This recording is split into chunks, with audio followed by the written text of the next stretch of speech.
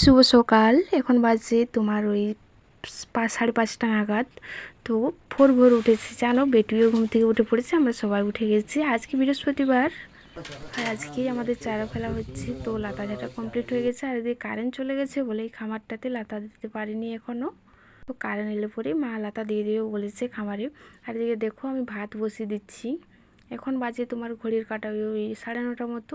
তো কারেন্ট চলে গেছিলো, কারেন্ট আসার পরেই জল এসছে, তারপর ভাত বসিয়েছি। অনেকটা বেলা হয়ে গেছে আর বাবা চলে গেছে মাঠ। ভেবেছিলাম তোমাদেরকে শেয়ার করব কিভাবে আমাদের নিয়ম আছে। নিয়ম বলতে সেরকম কিছুই না, চারা ফেলার দিন লাতা দিতে হয়, আলপনা দিতে হয়, তো সেটার হয়ে ওঠেনি।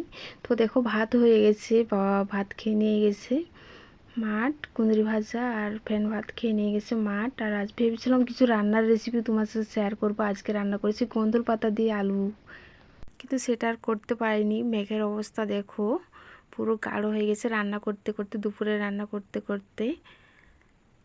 তো দেখো রান্না কমপ্লিট হয়ে গেছে, দুপুরে খেতে বসে গেছি। জল ঝড় সব হওয়ার পরে খেতে বসছি, খেতে খেতে প্রায় 3টা বেজে গেছে।